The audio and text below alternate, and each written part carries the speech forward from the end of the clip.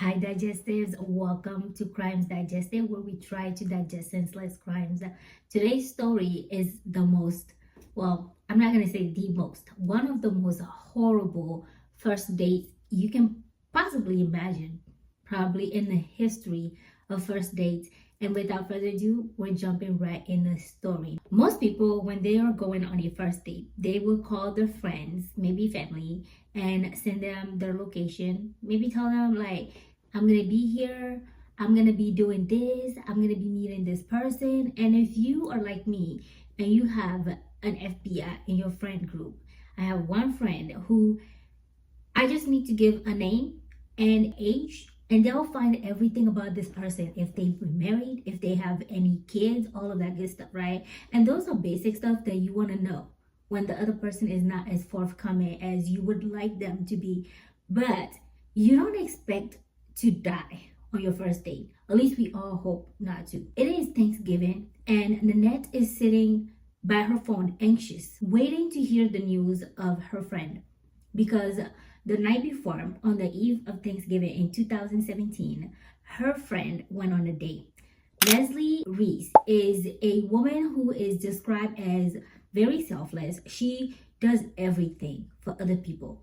Her kids are her number one priority, but other than her kids, she is always ready to look out for a woman who can't defend herself. She's an engineer graduate, okay? So you know she's smart. However, once she graduated, she felt the need to do more than just be an engineer. You know, her degree didn't define her. She's one of those people that felt like she wanted to do more. And of course, as an engineer, she's able to help people. But most of the time, engineers are in the pockets of big corporate America. I think she didn't like that very much. She wanted to do something more meaningful, you know, something that will have an immediate effect on people around her. So she decided to open a Pilates studio where she teaches women how to protect themselves, mostly battered women, women who are going through like abusive relationship, women who need to learn the self-defense so that they can protect themselves from their partners, even on the street. She even has a YouTube channel where she tries to empower women to learn the self-defense so that they can protect themselves when push came to shove. She's one of those people that's just like always trying to look out for somebody. At 55, she's divorced with 2 kids, and she just does everything she can to look out for other people. She started dating again. Most of the dates aren't panning out. They're not working out as you would hope. She had this on and off relationship, but she's trying to look for more meaningful relationships, you know? And then she met Smith. Chris Smith is also in his 40s. He's 48. And he also gotten divorced with a 12-year-old daughter. And he's also looking for something meaningful. On this particular night, according to some of my researches, he was actually going to cancel the date. But he ended up going on the date anyways. I don't know if it's just his interest in her was bigger than, you know, his need to cancel the date, or if he just, I don't know. But I do believe the biggest thing that motivated him to go on the date is because the bar where they were going to go to, his band was going to be playing there. He's part of a band, and he lives in a community that's very small, Farmsville, Illinois. Very small community. Everybody in that bar knows him. In fact, everybody in this, like, the city knew him as the guy that plants bananas and pumpkins. He would even give pumpkins to the kids in the community during Halloween so they can carve out their little Halloween jack-o'-lantern. So when he went on this date, everybody in the bar knew him, and they all said they were having fun. Everybody could see they were having fun. They were connected. She even told her friend, like LESLIE told her friend, that she felt like this could be, you know, something deep. You know, it could be a very meaningful connection she's having with him.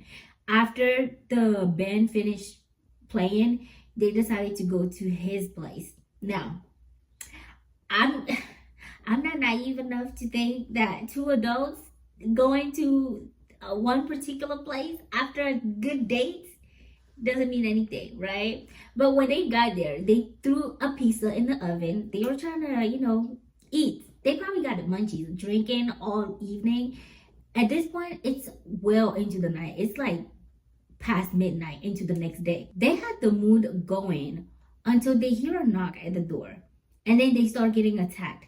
And Chris gets injured. She runs into the living room, I think probably to get cover, when the person who shot at Chris walks in and shoots her execution style. They are both laying on the ground. She's gone. There was no question about it. She was dead on the spot. However, I don't think the assailant realized that Chris didn't die. He was shot in the head, but it seems like his luck was on his side because he didn't die. And he's just laying there, slowly bleeding out on the floor.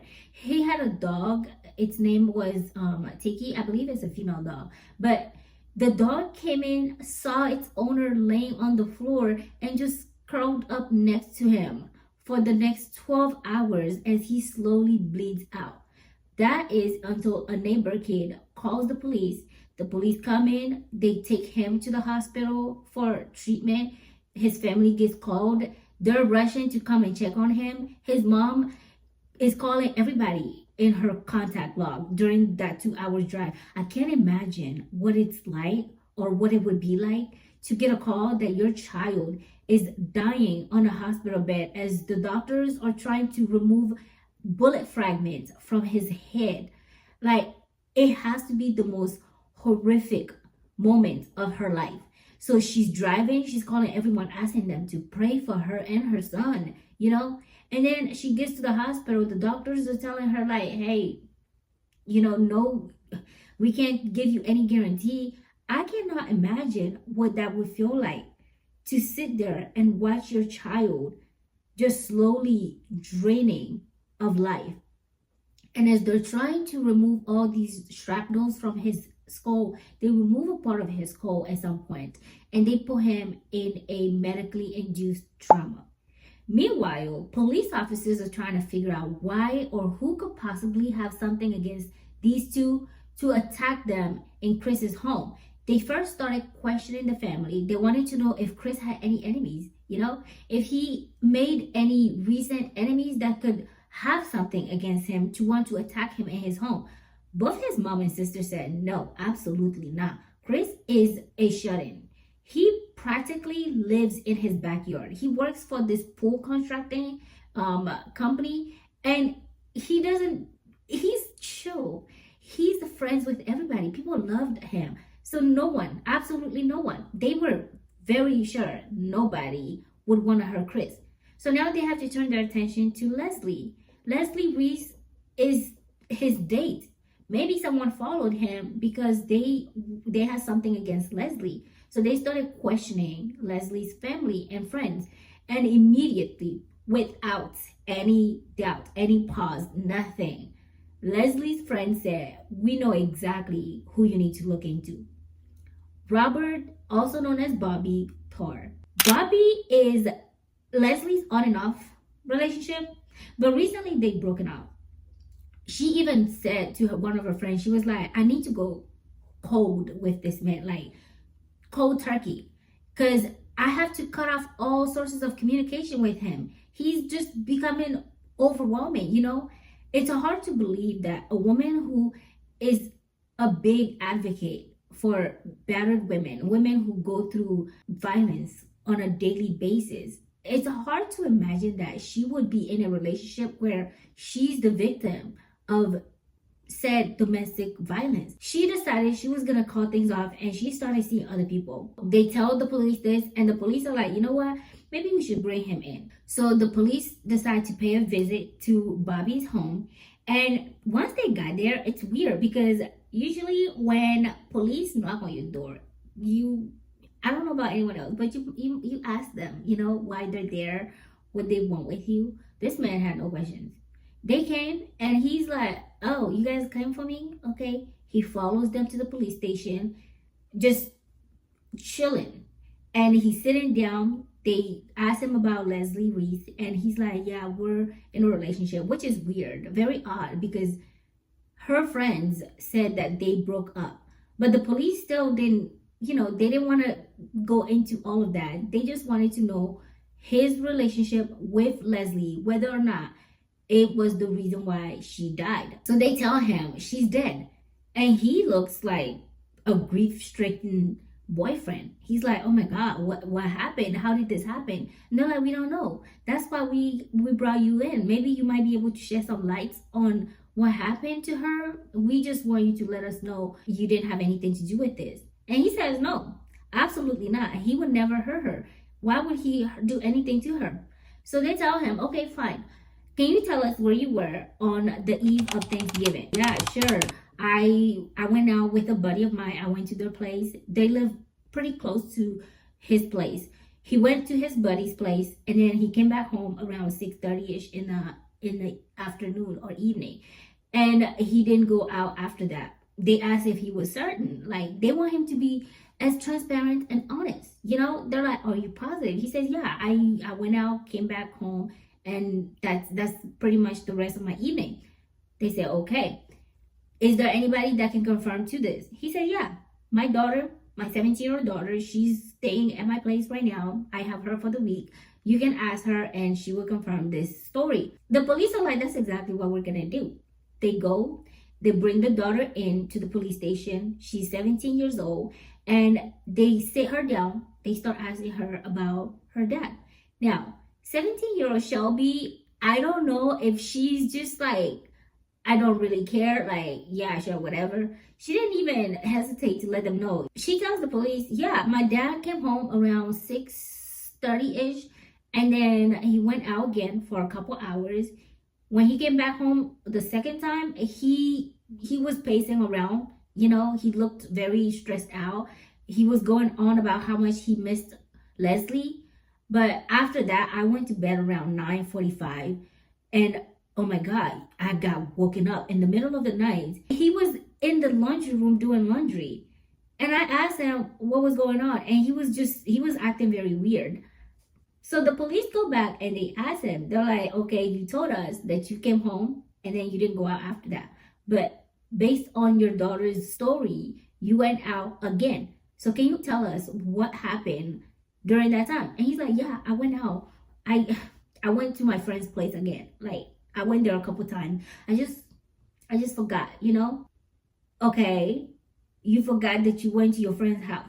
And not only that, they confront him about another matter. So according to the daughter, her father has a gun. And it's this like greenish gun that he kept in his drawer. However, it was there, and then it wasn't there anymore after Leslie's death. So the daughter story seems to sound like her father may have something to do with Leslie. So the detectives go back in and they question him because they also found CCTV videos putting her father about an hour away from the crime scene. And when they asked him previously if he knew where Farmsville was, he said no. So they're like, you didn't know where Farmsville were, but you were filling your gas tank like an hour away from Farmsville. And he's like, I forgot, okay? I just have a really bad memory. I forgot. That's not a crime. Is it to fill my tank? And they're like, it's not a crime. However, it's suspicious that you had this information and you hid it from us, And because of his lies and misleading information, the police put him under arrest because they're worried. Leslie may have been dead, but there's one person that could put him at the scene of the accident or crime, and that person is currently fighting for their life. If they let him leave, there's a high possibility that he might go and try to finish what he started, So they put him under arrest and they continued their investigation. The police decided they were gonna try to find the murder weapon, because if they find the murder weapon and they can know for a fact that it belongs to him, or maybe they can find some DNA evidence, something to tie him to the murder, then maybe they might be able to, go to trial and charge him. So while the detectives were still doing their investigative work, this man gave an interview. And during the interview, he was questioned about his lies. And he says, yeah, of course I lied. I lied for a good reason. So let me tell you why I lied, okay? He fixes himself and he's like, listen to this story. I lied to the police because I didn't want my daughter to know where I was the night of the murder. I was at work when Leslie Reeves approached me. I never approached her. She came to me and she asked me that she was going to this like concert thing with her friends, and she has like friends that are playing in a band, and she wanted me to go with her. But I told her I couldn't go because I have my daughter staying with me. My daughter and Leslie, they didn't get along. There was a lot of tension. And because I told my daughter that I didn't have any relationship with her anymore, I didn't want my daughter to find out that I went out to meet her. And that's why I didn't want to tell the police I went out to meet her. When I told her I couldn't go, she asked me if I can just drive her to Farmsville because her car is really bad. Like the car is unreliable and she was concerned. So I drove with her to the location of Smith's home and I parked right in front of her car around like 7:30ish. I parked there and this was also in front of his house. She got out, went inside, and that was it. I went back home. I'd never been back to Farmsville after that. If this is true, why lie, right? Why lie about all of this stuff if it's such an innocent excuse as to why he was in Farmsville? He claims that his only relation to Leslie at this point is just trying to help her get to where she needed to get to safely. Now, this kind of goes against his whole story about them not having any relationship anymore. Because if you don't have any relationship anymore, why are you hiding it from your daughter? And also, if you are hiding it from your daughter and you don't want your daughter to know that you have a relationship with said person, why are you pacing back and forth in your house telling the said daughter that you miss the said ex? That makes absolutely no sense. But this man said, yeah, I don't know why anybody thinks that I am the reason why she's dead. Meanwhile, investigators get a tip because while he was in police custody, he called one of his friends and he's like, hey, I want to know how your day is. I just need like 10 minutes of your time. I need you to go to my place and I have these like aluminum brackets. Don't tell anybody about it, especially dad. I took a new job and I haven't told him about it yet. But I need you to go and take it because I don't want him to find it. This said friend ran to the police because at this point, I think a lot of people were suspicious of him. So his friend ran to the police to let the officers know that he got this call. And the officers believe that he realized his call is being monitored. So he's speaking in code. They go to his place in hopes that this aluminum bracket is possibly the murder weapon. They search his 1 acre lot's house, but they find nothing. There was nothing. But you know what they found? Brackets, which makes it seem like, okay, well, maybe he was telling the truth.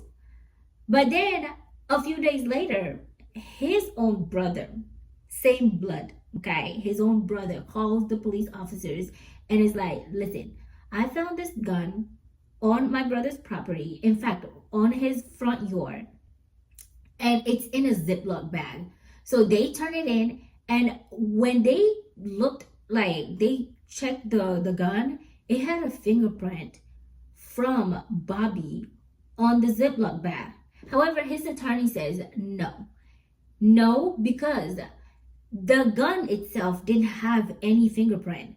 How dumb can he be to use this gun to commit such a huge crime, such a terrible crime, and then come home and just go, you know what would be a really good place for me to hide this? Right on my front yard, like on my front porch. So the attorney's like, that makes absolutely no sense whatsoever. It's suspicious. But when the gun was further examined, they found Leslie's DNA on the gun. And not only that, the police were very positive that this gun is the same one used to kill Leslie and Smith. Why? Because the shell casing. They found 2 silver shell casings at the crime scene, and it matched that of the ones used in the gun. So the police confront him. The investigators go to him and they question him. They're like, we found this gun and it's a match to the weapon used to commit the crimes, and it also has Leslie's DNA on this gun. So can you explain that? And he says, yes, I can explain that. because that gun belongs to Leslie Reeves. I bought the gun and she bought it from me. Is any of your stories making sense to y'all? Because it's not making sense to me at all. A homeboy said, I bought a gun, however, she bought it from me. And if anybody knows what guns Leslie had, it will be one of her very close friends. This friend is a gun instructor and he works at this gun range that she does some of her classes at. So during the classes, they have kind of targets where women would practice how to shoot, and they will go after the target, shoot, come back, shoot. It's like a replication of like an actual attack, if that makes any sense. So they go to this friend, his name is Howard, and they question Howard. They're like, do you know if she has a gun that's like a 9mm Springfield Hellcat? And he goes, no, absolutely not. Like, she has another gun for sure, but not this one. She's never brought it here or brought it up. And same with all her other friends. They're like, no, we've never seen her with that gun. In fact, she's gotten very good with guns, okay? And they kind of wish that she had taken her gun with her on this date, because had she done so, y'all, this woman is a fit and like pretty strong looking woman, okay? And she's good with her weapons. So they strongly believe that had she taken her gun with her, this whole situation would have been a whole different story. It would have been ex-boyfriend attempted to be stupid and found out the hard way. However, because she didn't take her gun with her, she was overpowered. And so they're like, no, that's not her gun. It makes no sense at all. In fact, Howard believes that the only way the DNA on the gun found was on the gun in the location that it was is if someone shot at her, whatever they shot at her, at a very close range. So he does not believe that it's her gun at all. He's like, no, absolutely not. And now we're about 2 months into this story, and the only person that can tell us what exactly happened that night is finally awake. Chris Smith is now awake, and he is not able to talk. He's not able to talk because he's been in a coma for like 2 months, okay? If you don't talk for 2 days, your voice barely like functions. So he's slowly building up to being his full self again, even though with the situation that happened to him, that's probably not a strong possibility. Everybody still held on to hope that he's gonna get back to be himself. He even contacts one of his friends who's a radio host.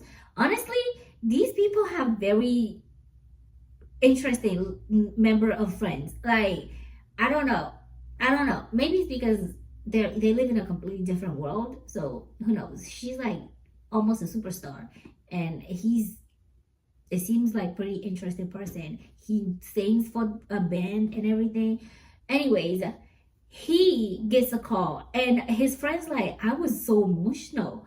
I honestly didn't think that we were gonna be able to see or talk to him again. So when he called me, we were both crying. They were both like emotional, which is very cute for guys, because you don't hear that very often. But he's like, bruh, it was such a raw moment that he couldn't even bring himself to ask Chris what happened that night. When Chris was finally able to talk about what happened that night, there was nothing. His memory is shut. He can't remember anything that happened that night. He can't even remember the person named Leslie. He was asking people like, who is Leslie? Who are y'all talking about? And everybody else had to explain to him that he went on a date with a woman named Leslie, and the police believe that Leslie's ex is the one that shot at him. And he wished with all his heart that he could tell them what happened that night. He's working so hard to tell them what happened that night. This man is like, his rehab, he's taking it so seriously. He said he wants to help. He wishes he can help, but he can't remember anything, nothing at all. He's so injured that he still has a bullet lodged in his head because the doctors don't believe that taking it out would be a good idea. Like, That's how badly lodged the bullet was in his head. And he's paralyzed in his left leg from hip to knee. He's partially paralyzed, and then from the rest way down, completely paralyzed. This man was so emotional. He also gave an interview, and he said he wants to get better, you know, and he's willing to accept anybody. If they're a neurosurgeon, if they want to use him as a guinea pig, he's willing to accept their research for somebody to just help him. Like, that's how badly this man was injured. And then to add to that, he's missing a good chunk of what happened. Now it's 2024 April, and it's time for trial. The defense attorney is ready for this. He says that the only thing that the prosecuting side has is just circumstantial evidence. They have hearsays. They have nothing concrete. They have no DNA. The crime scene that they described, he says, if his client was to be the perpetrator, he would have had so much DNA on him. He would have had something from the house on him.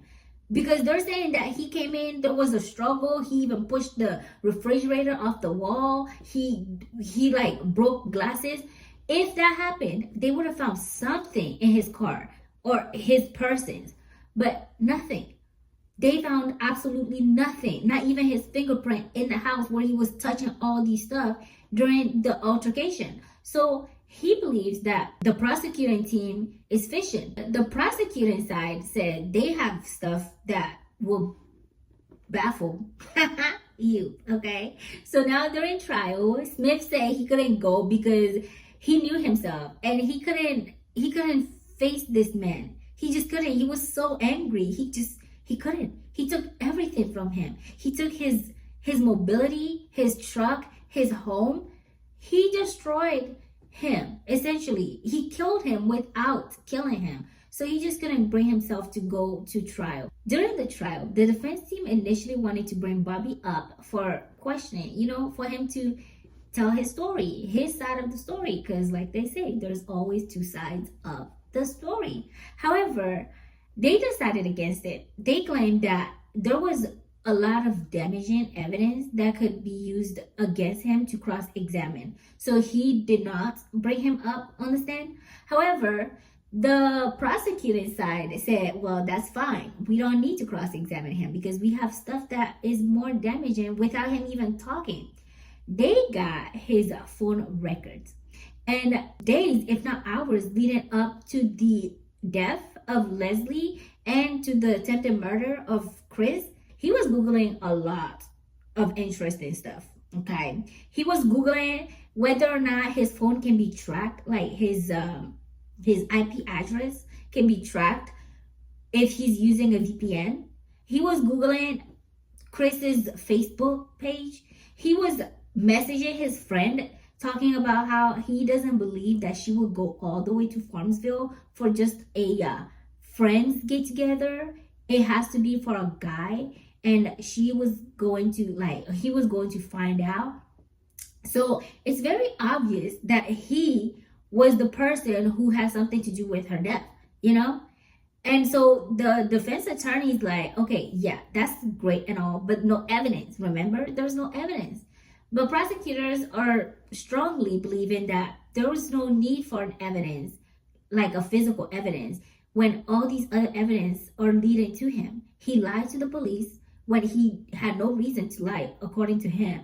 And all of these other small things that he did leading up to the death and attempted murder, it's evidence enough. And not only that, while in prison, this man told one of his cellmates that he's willing to pay him $10,000 if he could place a hit on Smith. So the cellmate ended up confessing this, and the prosecutors are like, you see, this man is willing to get rid of his last remaining victim to cover up his crime. But he says, no, listen, that was not it, okay? I only gave him that $10,000 as a loan to help him pay his bill. I was never trying to recruit him to commit a crime. Absolutely not. This was just a concocted story by a man that is trying to frame me for something.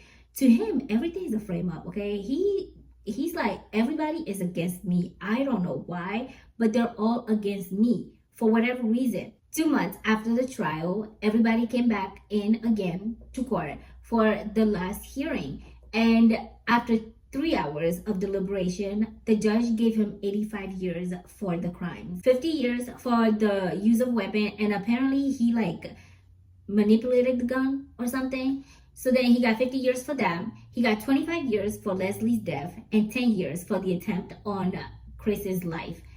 The judge said that he has to at least serve 85% of that, and he will be like 128 years before he even qualifies for parole. So he's gonna be in there for a minute, like a long while. Leslie's friends say that she was such a selfless person, and they hope he spends his life in the most miserable way in that prison. Like the remaining of his life, they really hope it's the most hellish life that he could possibly spend on earth.